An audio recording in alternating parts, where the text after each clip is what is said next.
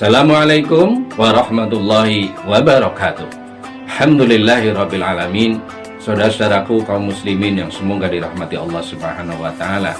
Alhamdulillah kita bisa bertemu pada kesempatan kali ini.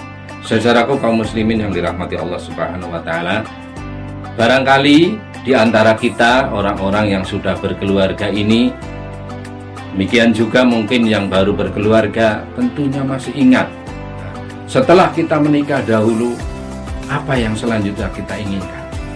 Mungkin di antara kita berbeda-beda. Ada yang mungkin ingin lebih dahulu memiliki rumah, ada yang mungkin ingin lebih dahulu memiliki kendaraan, ada yang mungkin ingin lebih dahulu memiliki anak. Semuanya itu penting. Namun kaum muslimin yang dirahmati Allah, kalau kita perhatikan hakikat daripada pernikahan adalah untuk melestarikan keturunan. Maka dari semua yang penting itu, maka tentunya yang paling penting adalah hadirnya sebuah anak yang merupakan buah hati dari kedua orang tuanya. Anak ini merupakan buah hati daripada kedua orang tuanya sebagai lambang kasih sayang di antara dua insan. Kaum muslimin yang dirahmati Allah Subhanahu wa taala. Oleh karena itu, Rasulullah Shallallahu alaihi wasallam mengingatkan kepada kita agar kita bertanggung jawab terhadap anak kita. Kalau anak kita seperti tadi saya sampaikan, itu adalah harta yang tidak ternilai. Anak itu adalah harta yang sangat besar, dan anak itu bisa menjadi invest kita. Namun yang lebih penting daripada itu, bahwa anak itu adalah amanah. Anak itu adalah titipan dari Allah Subhanahu wa taala kepada kita semuanya. Oleh karena itu, apapun yang terjadi pada anak, maka kitalah yang paling bertanggung jawab sebagai orang tuanya dan harus mempertanggungjawabkan di hadapan Allah Subhanahu wa taala. Rasulullah Shallallahu alaihi wasallam dalam hal ini beliau sudah mengingatkan kepada kita dalam sabdanya, kullu mauludin yuladu 'alal fitrah. Setiap anak yang dilahirkan adalah dalam keadaan suci. Setiap anak yang dilahirkan adalah dalam keadaan tidak membawa dosa. Setiap anak yang dilahirkan adalah tidak membawa salah. Maka Rasulullah SAW mengingatkan, wa abawahu yuhawidanihi au yunajisanihi au yunasironihi. Maka kedua orang tuanya itulah yang akan menjadikan anak itu Yahudi, Majusi atau Nasrani. Dalam pengertian yang lain, maka peran daripada orang tua sangat menentukan warna anak di kemudian hari. Oleh karena itu, kita adalah orang-orang yang paling bertanggung jawab terhadap anak-anak kita, bukan orang lain. Kedua orang tuanya lah yang paling bertanggung jawab. Bahkan Allah Subhanahu wa taala mengingatkan dalam firman-Nya dalam surat An-Nisa ayat 9. Allah berfirman, a'udzubillahi minasyaitonirrajim. Wal yakhshal ladzina law taraku min khalfihim dzurriyyatan du'afa. Hendaklah engkau takut apabila meninggalkan anak-anak keturunanmu dalam keadaan du'afa, dalam keadaan lemah, khaufu alaihim, yang dikhawatirkan akan kesejahteraannya. Falyattaqullah, maka hendaklah engkau takut kepada Allah.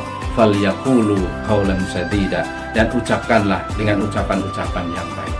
Saudara-saudaraku kaum muslimin yang dirahmati Allah Subhanahu wa taala, inilah kalau kita melihat dari hadis dan ayat ini, Allah Subhanahu wa taala dengan tegas mengingatkan kepada kita bahwa kita harus bertanggung jawab terhadap anak-anak kita. Bahwa Allah dan Rasul-Nya mengingatkan kepada kita bahwa kita tidak diperbolehkan untuk meninggalkan anak-anak kita dalam keadaan yang lemah. Oleh karena itu, para hadirin yang dirahmati Allah Subhanahu wa taala, anak yang merupakan dambaan bagi setiap orang tuanya. Namun tidak bisa kita pungkiri dalam kenyataan hidup, kadangkala ada anak yang membuat orang tuanya sakit hati. Ada juga anak yang membuat orang tuanya menjadi menderita. Dan yang lebih mengkhawatirkan lagi, ada anak yang bisa menyeret orang tuanya masuk ke dalam neraka. Na'udzubillah min dzalik.